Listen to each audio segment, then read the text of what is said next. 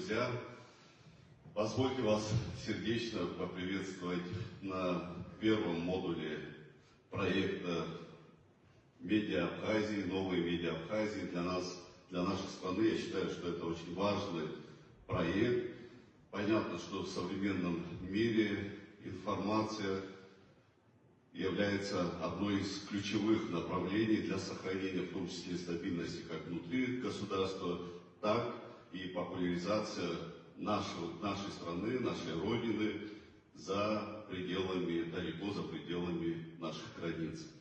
Дорогие друзья, сегодня формируется новое поколение людей, которые призваны служить журналистике. У абхазской журналистики свои славные, прекрасные традиции. Сохранение этих традиций мы должны развивать нашу медиасферу, применяя современные технологии, информационные технологии. Именно вам, вашим коллегам, предстоит сделать все, чтобы наша страна звучала громко, звучала ярко, чтобы голос Абхазии доходил до многих миллионов жителей планеты Земля.